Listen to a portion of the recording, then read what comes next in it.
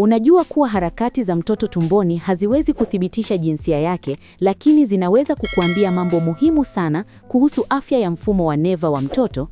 Watu wengi wanaamini michezo fulani ni ya mtoto wa kike. Leo nitakueleza ukweli wa kisayansi ambao watu wengi hawajui. Baki nami mpaka mwisho.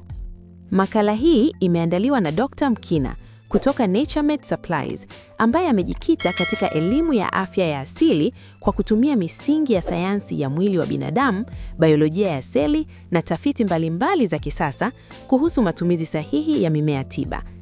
Kupitia maarifa haya, amekuwa akisaidia watu wengi kuelewa miili yao vizuri zaidi na kufanya maamuzi sahihi ya kiafya kwa njia salama. Pia tuna bidhaa mbalimbali za asili zinazolenga kusaidia mifumo tofauti ya mwili, ikiwemo mfumo wa hewa, mfumo wa chakula, mfumo wa uzazi, mfumo wa mkojo, mfumo wa mzunguko wa damu, mfumo wa misuli, mfumo wa mifupa, mfumo wa neva na mifumo mingine yote, kwa kuzingatia taratibu za kisayansi. Namba za Dr. Mkina ni 0748294113 na kama unavyoona zinapita chini ya screen ya video hii. Kama ni mara yako ya kwanza kuona video zetu, na kuomba sana ubonyeze neno subscribe chini ya video hii na kuwasha alama ya kengele iliyopo pembeni yake ili uweze kupata taarifa ya video mpya kila tunapozi-upload. Watu wengi wanaishi kwa imani potofu.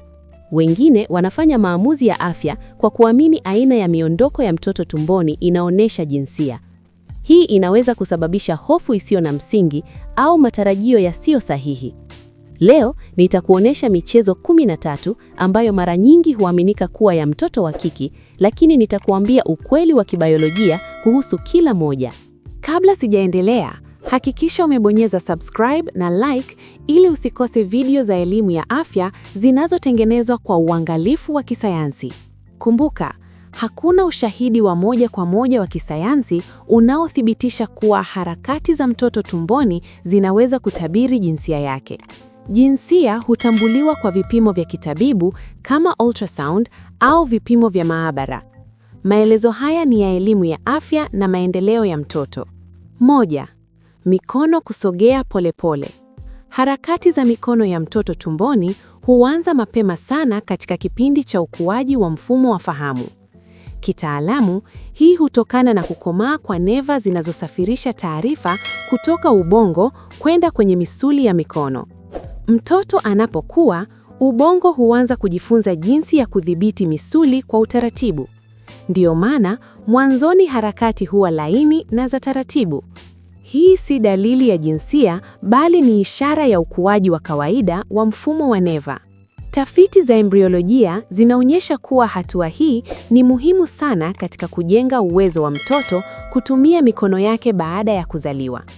Hii ni hatua ya kimaumbile ambayo hutokea kwa watoto wote bila kujali jinsia. 2. Miguu kupiga kwa mpangilio. Miguu ya mtoto inapopiga kwa mtiririko fulani ni dalili ya kuimarika kwa miunganisho ya neva kati ya ubongo na uti wa mgongo. Harakati hizi husaidia misuli kukua na pia husaidia ubongo kujifunza namna ya kusawazisha mwili. Watafiti wa maendeleo ya mtoto wamegundua kuwa kurudia harakati hizi huchangia maandalizi ya kutembea baada ya kuzaliwa. Hii ni hatua ya kimaumbile ambayo hutokea kwa watoto wote bila kujali jinsia. Kujinyoosha mara kwa mara. Mtoto tumboni hujinyoosha ili kupanua viungo vyake na kuzoeza misuli yake. Hii hutokea kwa sababu mfumo wa fahamu hutuma ishara kwa misuli ili ijitambue na kujiandaa kwa kazi mbalimbali za baadaye. Harakati hizi pia husaidia kuboresha mtiririko wa damu ndani ya mwili wa mtoto. Tafiti zinaonyesha kuwa kunyoosha ni sehemu ya mazoezi ya awali ya mwili yanayochangia ukuaji wa kawaida wa mifupa na misuli. 4. Kujigeuza taratibu. Kujigeuza hutokea pale mtoto anapojifunza kudhibiti mkao wake ndani ya mfuko wa uzazi. Hii inahusiana sana na maendeleo ya mfumo wa usawazishaji wa mwili ambao unahusika na kujua upande wa juu, chini, kulia na kushoto. Harakati hizi husaidia ubongo kutengeneza ramani ya mwili wake. Kwa mujibu wa tafiti za neva za fetasi, hii ni hatua muhimu ya maendeleo ya utambuzi wa mwili. 5. Kugusa ukuta wa mfuko wa uzazi. Mtoto anapogusa ukuta wa mfuko wa uzazi, anakuwa anatumia hisia za mguso ambazo huanza kukomaa mapema sana. Ngozi ya mtoto ina vipokezi vya hisia vinavyotuma taarifa kwa ubongo. Harakati hizi husaidia ubongo kujifunza kutofautisha mguso na shinikizo. Hii ni sehemu ya maendeleo ya hisia muhimu kwa maisha ya baadaye. 6. Kupiga teke dogodogo. Mateke madogo hutokea kutokana na ubongo kuanza kudhibiti misuli kwa usahihi zaidi. Mwanzoni harakati huwa ndogo kwa sababu misuli bado inaendelea kukua. Tafiti zinaonyesha kuwa harakati hizi ndogondogo ni dalili ya maendeleo ya kawaida ya neva na misuli.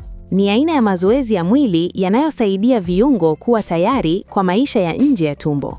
7. Kusukuma kwa mikono. Mtoto anaposukuma kwa mikono, huwa anajifunza kutumia nguvu za misuli ya juu ya mwili. Hii huchangia ukuaji wa mabega, mikono na kifua. Watafiti wanaeleza kuwa harakati hizi ni maandalizi ya baadaye kwa vitendo kama kushika vitu na kujisogeza. Ni sehemu ya maendeleo ya kawaida ya kimwili. 8. Kujikunyata. Kujikunyata ni mkao wa asili unaotokea mtoto anapohisi mabadiliko ya nafasi au shinikizo. Hii inahusiana na mfumo wa fahamu unaohusika na kujilinda. Harakati hizi husaidia mtoto kujifunza kujirekebisha katika mazingira ya tumbo. Tafiti zinaonyesha kuwa mikao hii husaidia pia maendeleo ya viungo na mgongo. 9. Kurudia harakati fulani. Kurudia harakati ni dalili ya ubongo kuanza kujifunza mifumo ya mwendo. Hii inaitwa motor learning. Ubongo hujaribu kufanya harakati fulani mara nyingi ili kuboresha udhibiti wa misuli. Hii ni hatua muhimu sana katika maendeleo ya uwezo wa mtoto kusimamia mwili wake. 10. Kujinyoosha kwa nguvu kidogo. Kadiri mtoto anavyokuwa, misuli yake huanza kupata nguvu zaidi. Hii husababisha kunyoosha kwa kiwango kikubwa kidogo kuliko awali. Hii ni ishara ya ukuaji wa kawaida wa mifupa na misuli. Tafiti za ukuaji wa mtoto zinaonyesha kuwa hatua hii ni muhimu kwa maandalizi ya harakati za baada ya kuzaliwa. 11. Kusukuma upande mmoja. Wakati mwingine, mtoto husukuma upande mmoja zaidi kwa sababu ya nafasi alionayo ndani ya tumbo. Hii haina uhusiano wowote na jinsia. Ni matokeo ya kimaumbile ya jinsi anavyokaa ndani ya mfuko wa uzazi. Tafiti zinaonyesha kuwa watoto hubadilisha mkao wao mara nyingi kadiri wanavyokuwa. 12. Kupiga teke mara chache lakini kwa nguvu. Harakati hizi hutokea pale misuli inapokuwa imekomaa zaidi. Mtoto anaweza kufanya harakati chache lakini zenye msukumo mkubwa. Hii ni dalili ya kuimarika kwa mfumo wa neva na misuli. Ni sehemu ya maendeleo ya kawaida ya kimwili. 13. Kusogea zaidi wakati mama anapopumzika. Tafiti zinaonyesha kuwa mtoto huathiriwa na mabadiliko ya homoni za mama na mzunguko wa usingizi. Mama anapopumzika, misuli ya tumbo hutulia na mtoto huhisi nafasi kubwa ya kusogea. Pia wakati huu mama huhisi harakati zaidi kwa sababu hana shughuli nyingi. Kwa kifupi, hakuna mchezo wowote unaoweza kuthibitisha kuwa mtoto ni wa kike. Harakati zote ni sehemu ya ukuaji wa ubongo, misuli na mfumo wa fahamu. Kila mtoto hukua kwa mtindo wake. Mpaka hapa hatuna la ziada. Tafadhali, kama ni mara yako ya kwanza kuona video zetu, na kuomba sana bonyeza neno subscribe chini ya video hii na kuwasha alama ya kengele iliyopo pembeni yake, ili uwe wa kwanza kuona video zetu pale tunapoupload, like pamoja na kushare video hii ili wengine wajifunze. Makala hii imeandaliwa na Dr. Mkina. Kama unahitaji ushauri wa kiafya au dawa asilia zilizoandaliwa kwa misingi ya kibiolojia, wasiliana na Dr. Mkina. Namba zake ni 0748294113. Pia zinapita chini ya skrini ya video hii.